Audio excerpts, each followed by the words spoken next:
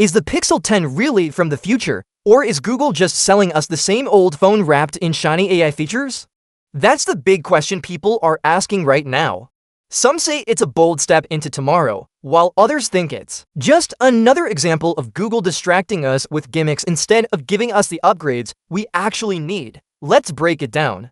The simplest way to describe the Pixel 10 is this. It's an AI device that just happens to make phone calls. And honestly, that doesn't sound too crazy when you realize how much of the Pixel 10 is built around artificial intelligence rather than actual hardware improvements.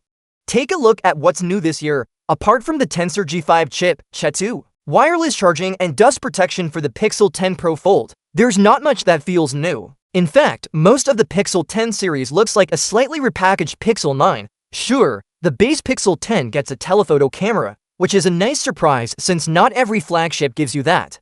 But here's the catch: the main camera is actually a downgrade. So, while Google is hyping AI-driven features, the hardware side feels like it's taken a step backward. Overall, this is about as small of a spec bump as we've seen in years. The one thing that does stand out is AI, and that's something we've already been hearing about with the last two Pixel generations. But here's the problem: AI features sound cool at first. They're fun to try out on the first day. Maybe you'll use Magic Q, maybe you'll test out the new ProRes Zoom, or maybe you'll let the phone suggest how to respond in conversations. But after that first day, most people will forget these features even exist. At the end of the day, you're left with a phone that has an okay processor, a battery that will eventually throttle, and performance that doesn't exactly scream premium.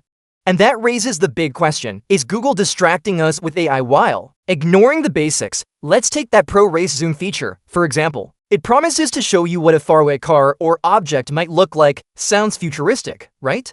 But in reality, the details aren't really captured by the camera. They're generated by AI. In other words, the photo might not be a true photo, it's an AI guess. That's photography in 2025. Polished, impressive, but maybe not real. Then there's Magic Q, which can jump in and suggest what you should say in a conversation. But what if you don't want a phone to script your interactions? What if you want to lie, change plans, or just be spontaneous? Do you really want a machine acting like your personal assistant in conversations? It's features like these that make people wonder if Google has lost touch. Instead of fixing basics like battery life, charging speed, or processing power, the company is pouring its energy into AI tricks that many users may never use in day-to-day life.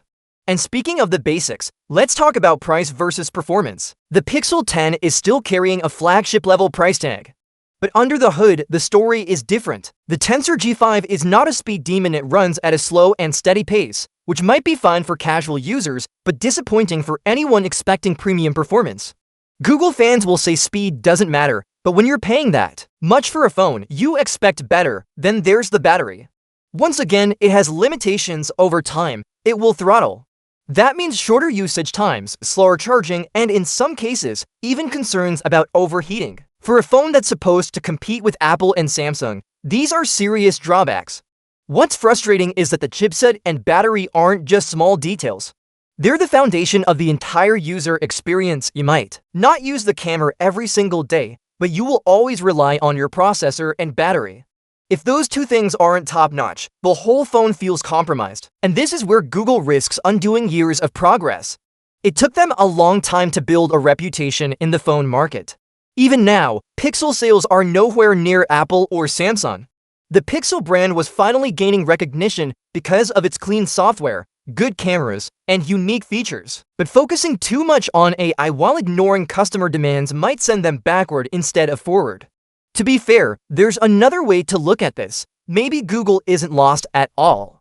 Maybe it really is leading the way into a new era where AI matters more than raw specs. Features like real-time translation with your own voice could be revolutionary if they're done right. Maybe we just can't see the full picture yet.